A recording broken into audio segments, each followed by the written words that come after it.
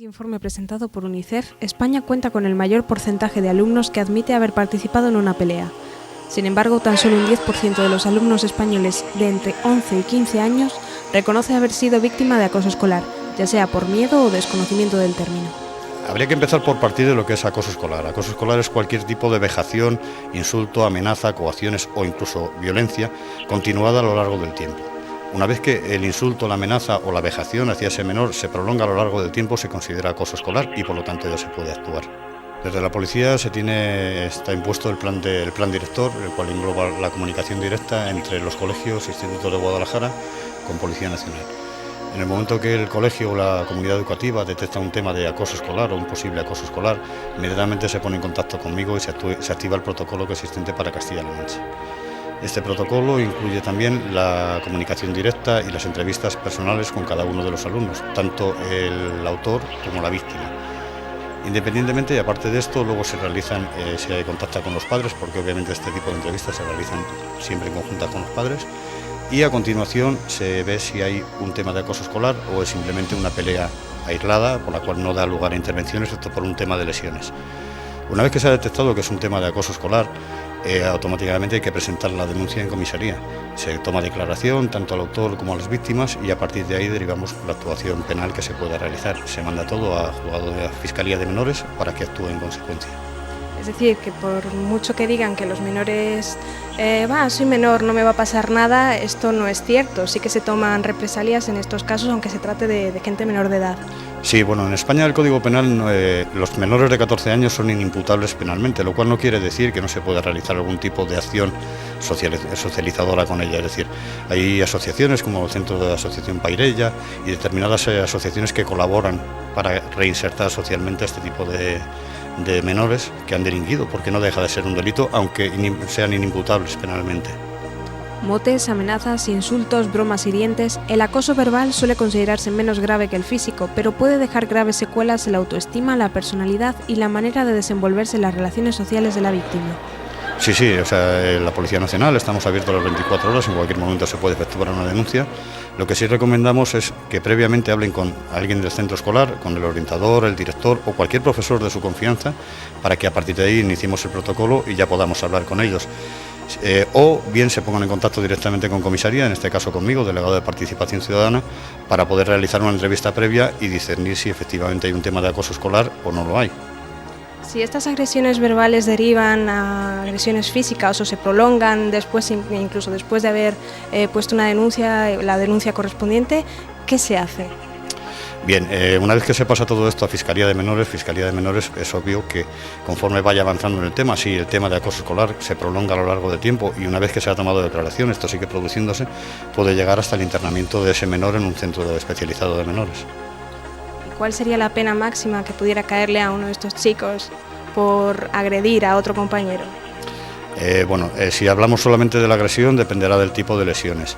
En el tema de acoso escolar, está claro, la ley del menor no les deja prolongar más allá de los 18 años, es decir, hasta el tiempo máximo y dependiendo de la gravedad de las lesiones o de los insultos que se hayan producido o las amenazas de muerte, que es lo más normal últimamente, a través sobre todo de las redes sociales. Pensando en los menores que a través de las redes sociales no se va a poder saber quién ha sido, y no se dan cuenta que Internet es un mundo abierto y siempre se va a poder saber quién ha realizado ese tipo de amenazas. Ellos piensan que no se les va a castigar y no es así. Muchos de los agresores han visto en Internet la plataforma perfecta para amedrentar a sus víctimas, en ocasiones amparándose incluso en el anonimato. Muchos casos de ciberbullying han desembocado en autoagresiones o incluso en el suicidio de la víctima. ¿Qué se debe hacer ante estos casos? Lo primero que hay que hacer cuando recibimos un tipo de amenazas de estas es hacer un pantallazo, capturar más que todo para poder luego deducir la IP desde la que se ha conectado. Es decir, aunque él se comunique a través de una red wifi, por ejemplo, vía pública, sí se va a saber y se va a saber que se ha conectado un teléfono determinado a una hora determinada a través de esa red libre. Pero luego sí se puede saber a través de la compañía telefónica, mediante mandato judicial, qué teléfono, a qué hora y de dónde lo ha producido los hechos y por lo tanto poder saber quién ha realizado esas amenazas. Hasta hace poco se hablaba de un vacío legal en el ámbito de Internet porque decían que era un campo totalmente nuevo, que la legislación todavía no había hincado el diente en este aspecto y no es así.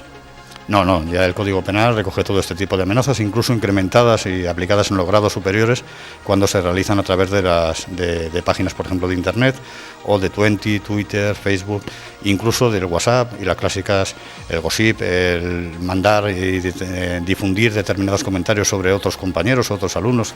Esto se da más en las universidades que en los colegios, pero ya está recogido en el Código Penal y por lo tanto castigado, incluso en un grado superior a cuando se realiza en persona.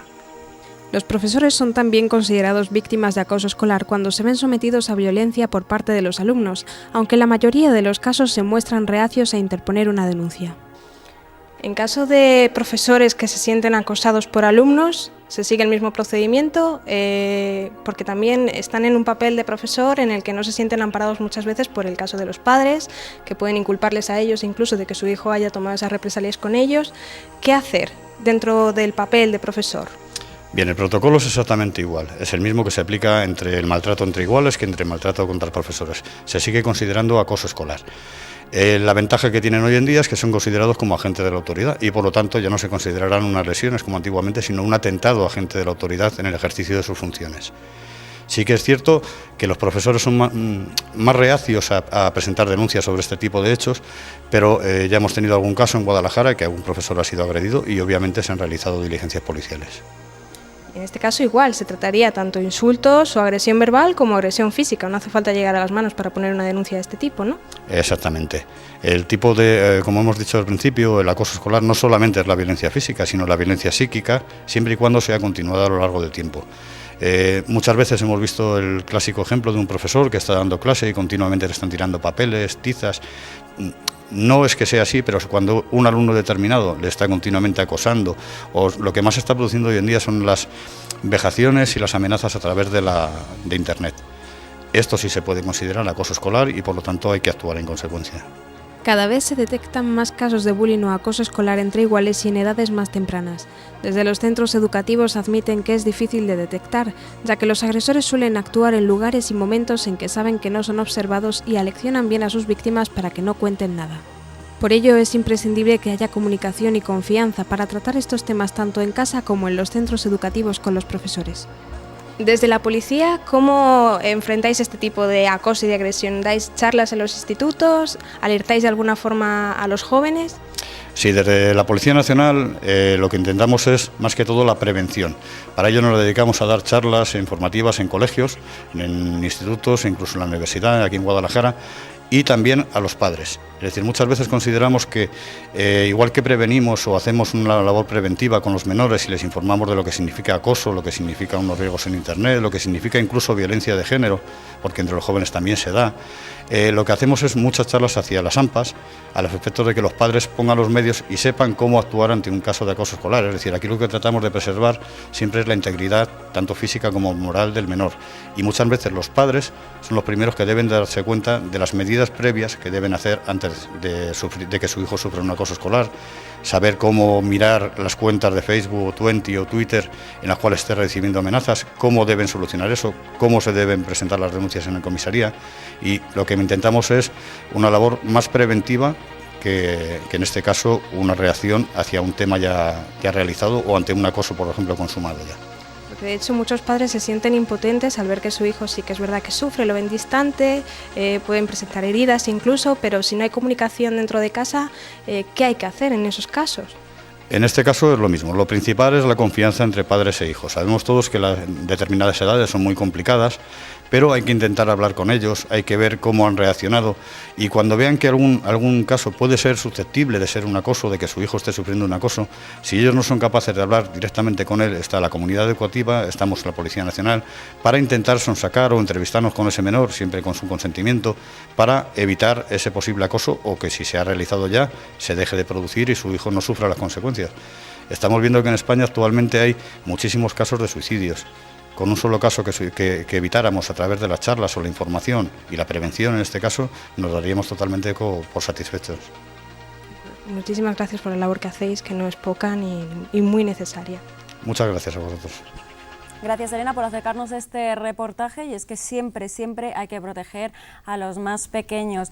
Si hablábamos antes justamente de una de las novedades que había publicado la editorial Planeta, que era este libro, que era una guía sobre el embarazo, bueno, pues en el programa está todo relacionado. Vamos a charlar con la doctora Irene Matarranz, ella es ginecóloga, pero además especialista en técnicas de reproducción asistida. Muy buenas tardes, doctora, bienvenida. Buenas tardes. Me comentaba además durante este reportaje también que usted conoce al doctor Luis Cabero, que ha escrito este libro. Sí, la verdad es que es un profesional importante en España y el libro lo he estado ojeando y está bastante bien estructurado y tiene muy buena pinta. Doctora, además para las mujeres yo creo que se quedan embarazadas y que, claro, nadie te enseña a ser madre ni a traer un niño a la luz, todo es sorprendente, nuestro organismo sufre un cambio, por lo tanto también estos libros son una guía y son de ayuda, ¿no?, para las mujeres que se enfrentan a algo completamente nuevo. Sí, efectivamente, y aún así muchas veces, a pesar del manual o manualitos, pues uno dice, Dios mío, esto que tengo en los brazos, ¿qué es? Pero evidentemente pasas de no ser madre a ser madre en 24 horas y toda ayuda es poca. Y ya se es madre para siempre, doctora, efectivamente, ¿no? Ya cambia un chip en la mujer, que ya no hay vuelta atrás. No. Me quedo siempre con un titular en una de estas charlas que teníamos, que usted decía que si quedarse embarazado y hacer hijos es complicado, después ya viene el paso 2, que es criarlos, que también es otra complicación añadida, ¿no? Yo creo que es más complicado. Doctora, ya hablamos de ciencia, hablamos además de, sin duda, pues temas que van ayudando cada vez más a las mujeres que no pueden quedarse de forma natural embarazadas, y es que el último estudio es que unos ovocitos provenientes de células madres de ovarios humanos congelados pueden crear ovocitos. Sí. A ver, la medicina regenerativa es una de las medicinas que más promete de cara al futuro, y la base de ella son las células madre. Entonces, con células madre desde hace algunos años sabemos que es posible dar origen a cualquier tipo celular de los que forman nuestro organismo, pero digamos que el boom ha sido ya descubrir que también de células madre se pueden dar origen a células germinales, es decir, a óvulos y a espermatozoides, que son células muy específicas y que nacemos con por lo menos las mujeres, nacemos con un potencial determinado y se va agotando poco a poco. Entonces, la posibilidad de originar óvulos para un futuro embarazo proveniente de células madre del propio tejido ovárico abre una brecha de inestimable valor de cara al tratamiento de situaciones tan a veces dramáticas como una menopausia precoz, por ejemplo, después de haber pasado un cáncer.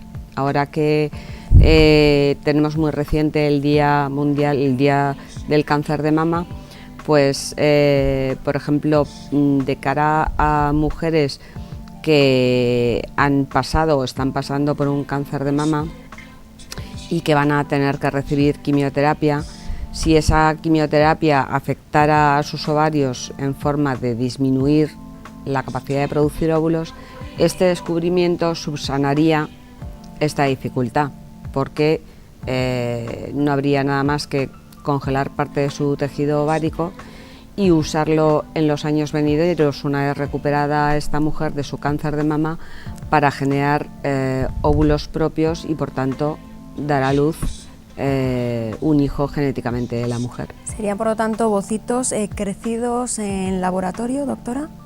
A priori sí, pero hay muchas formas de hacerlo. También se podría hacer mediante trasplante del propio tejido dentro del organismo de la mujer. Lo que pasa es que de alguna manera el procedimiento técnico que tenemos más estudiado y más a punto, por así decirlo, aunque todavía es experimental, esto es importante saberlo, se realiza en laboratorio, no en el organismo de la mujer. ¿Con el tiempo se podrían implantar en la mujer? De lo que se trata es de esos óvulos que pudiéramos conseguir formar de células madre de esta mujer, del ovario de esta mujer, esos óvulos fecundarlos en el laboratorio, formar embriones y esos embriones ya implantarlos en el útero de la paciente. sería el proceso más sencillo. En este caso, ¿la edad influiría de alguna manera? No necesariamente, siempre que hagamos el procedimiento en un momento en que la mujer todavía tiene una buena reserva ovárica, es decir, en el momento en que la mujer todavía tiene óvulos disponibles en sus ovarios, pues daría igual que fuera a los 25 que a los 35 que a los 40 años. Este es un estudio que ¿dónde se ha realizado? Y por el momento creo que solo se ha podido realizar la prueba en ratones, ¿es así? Hubo un primer estudio inicial que se realizó en ratones que fue en Estados Unidos, pero este estudio en concreto se ha realizado en Reino Unido, en Edimburgo, y de hecho los investigadores han pedido permiso al organismo oficial allí, lo que sería equiparable a nuestra Comisión Nacional de Reproducción Asistida. Han pedido permiso a esta institución para fecundar los óvulos con espermatozoides y no implantarlos a la mujer, de momento observarlos durante 14 días en el laboratorio y hacer los estudios pertinentes de cara a establecer la seguridad del proceso. Si en el futuro estudio que se haga con este permiso se ve que los embriones son seguros y que, bueno, pues que no hay ningún peligro futuro para estas gestaciones, entonces pues seguramente ya se procederá a transferir los embriones a las mujeres. ¿Cuándo se podría hacer realidad esto, doctora, que sin duda abre pues una vía y una puerta de esperanza a todas aquellas mujeres que desean ser madre y por X motivos pues no pueden? Hombre, pues si les conceden el permiso, a lo mejor en pocos meses empezamos a ver resultados, si les conceden el permiso. ¿En qué, digamos, número está la cola España respecto a Estados Unidos en investigaciones siempre de su campo, de su especialidad, o incluso de Inglaterra, de Reino Unido? ¿Cómo nos encontramos ahora que también nuestra sanidad, hay que decirlo, doctora, atraviesa una época desde luego sensible y complicada? Pues la verdad es que me congratula decir que a nivel de investigación en técnicas de reproducción asistida, España es un país que está dentro de los primeros puestos, o sea, somos un país puntero desde hace muchos años, no solamente de ahora.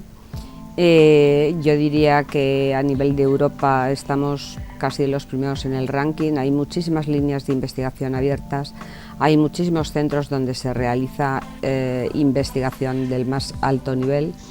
Las publicaciones de autores españoles son continuas y constantes y de hecho muchos ginecólogos que quieren aprender técnicas de reproducción asistida vienen a España a formarse.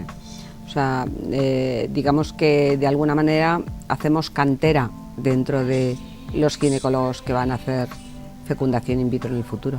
Cuando se estudiaba la carrera, supongo, doctora, que era casi implanteable, ¿no? Sí. Esto formaba a lo mejor parte de la ficción, que se pudiera avanzar tanto y que las mujeres pudieran realmente cumplir su sueño, ¿no? De hecho, yo siempre técnicas. cuento una anécdota. Cuando yo estaba terminando la especialidad y quise ir a aprender todo esto de la fecundación in vitro, yo me fui a Barcelona, al Instituto de Xeus, que era el único sitio donde se hacía en España en ese momento. Luego ya surgieron muchos otros centros. Entonces, cuando yo me fui ahí, yo recuerdo que mis colegas de profesión me decían, pero Irene, pero te vas un año a aprender esto, a hacer esto, pero si eso es ciencia ficción, si eso no lo vas a hacer en la vida, si... Yo decía, bueno, me da igual, esto es súper interesante, creo que es precioso y yo quiero aprenderlo y quiero hacerlo. Y al cabo de 25 años, pues aquí estamos. La consulta cada vez está más llena, doctora, con esta época que se está viviendo. Nos influye a las mujeres todos los factores que tenemos a nuestro alcance y la vida que llevamos cada vez es más tardía, la edad en la que las mujeres deciden ser madres, el estrés que llevan y encima también pues todos los problemas que supongo que emocionalmente también hacen que en la pareja pues se haga mella, en fin, ¿se nota esto en consulta? Influye todo, hay muchísimos granos de arena formando el arenero. Desde luego un factor crucial y fundamental es que las mujeres estamos demorando la maternidad por razones sociolaborales importantes que todos conocemos. O sea, ya no estamos en la época en que nos podamos permitir el lujo de empezar a tener hijos a los 22, 23, 24 años, como hacían nuestras madres. Esto hoy en día es impensable, es una quimera. Entonces, por un lado nos vemos obligadas a retrasar nuestro momento biológico de maternidad, con lo cual ya estamos dificultando el conseguir un embarazo. Pero no solamente esto, sino que es que la calidad del semen está empeorando a nivel mundial. Si juntamos estas dos cosas, pues resulta que ya tenemos ahí el caldo de cultivo apropiado para que cada vez haya más parejas que consultan por problemas de fertilidad y que el problema vaya increciendo y que esté adquiriendo dimensiones ya no solamente de problema médico, sino también de problema social. ¿Hasta qué años, ahora mismo con la ayuda de la ciencia, una mujer podría ser madre apurando? ¿O cuáles son los casos gracias a la ayuda de la ciencia? Pues vamos a ver, apurando, todos conocemos casos que han sido muy mediáticos de mujeres muy pasada la menopausia, con casi 60 años, que han sido madres.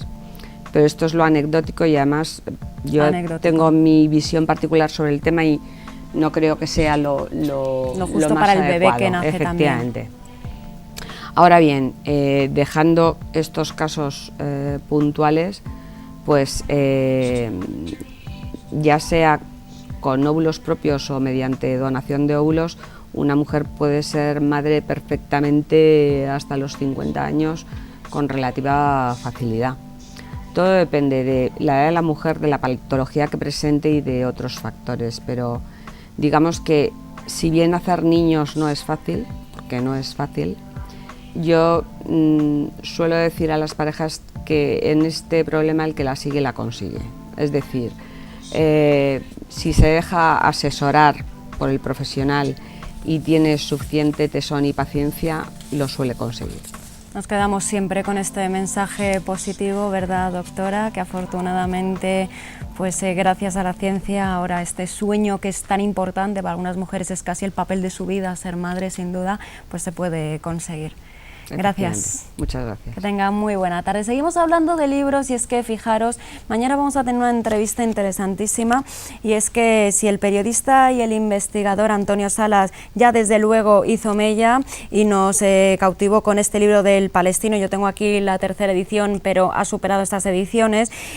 Antonio Salas aprendió árabe, se convirtió al Islam, se infiltró en las redes del terrorismo internacional. Este libro, por cierto, nos comentó también el autor Antonio Salas, que se va a llevar ahora al cine dentro de muy poquito. Bueno, felicidades.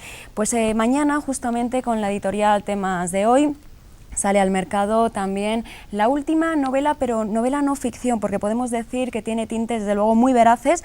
El periodista y el investigador Antonio Salas no se ha esforzado mucho en camuflar los nombres de sus personajes, que atribuye a personas reales de nuestro entorno, de la política y de España, sin duda.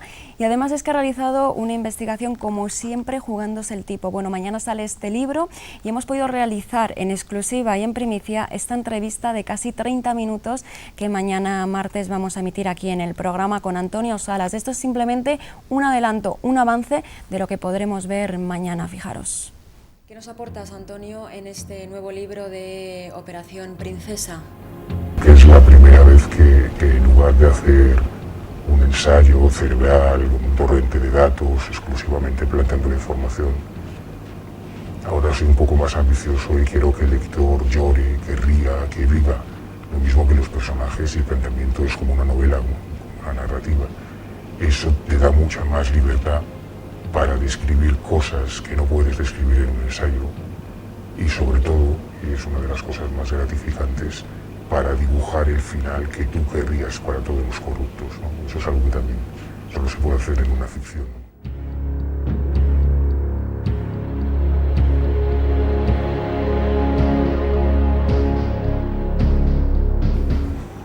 Calcularlo, quizá un 90% de información de datos reales y un 10% de ficción, un 80-20, porque todos los personajes están inspirados en personajes reales que yo he conocido, todas las situaciones hay 5 tramas que finalmente convergen en una con muchos datos y el uso, el comodín de la ficción es lo que te permite que el lector no decaiga entre ese afluente, ese torrente enorme de información y de datos reales, ¿no?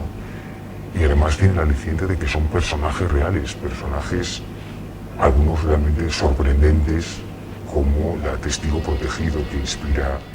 Desde luego una entrevista en primicia con motivo del próximo lanzamiento de esta novela de Antonio Salas, Operación Princesa. Mañana sale y mañana podremos escuchar esta entrevista donde nos habla de los métodos que él utiliza para infiltrarse, para poder grabar. Incluso os puedo decir que nos ha facilitado imágenes inéditas el Antonio Salas, el propio autor. Bueno, mañana lo podremos ver, será al final del programa. Y nos tenemos que despedir con una tristísima noticia, y es que esta noche ha fallecido García de Paz, que es doctor en física y química, es historiador alcarreño, José Luis García de Paz. A sus 54 años ha sufrido una parada cardíaca mientras dormía en su residencia de Madrid, donde ejercía como profesor en la Universidad Autónoma. Según reza su biografía en la página web de www.ah.com, García de Paz era profesor titular en el área de conocimiento de química y física en la Universidad Autónoma de Madrid. Allí investigaba aplicando la química cuántica a problemas de interés experimental, que han dado como resultado más de 79 publicaciones en revistas en inglés. Sus dos abuelas eran alcarreñas y en Tendilla tiene su segunda vivienda, siendo esta tierra su otra pasión, con la química y la dinastía Mendoza.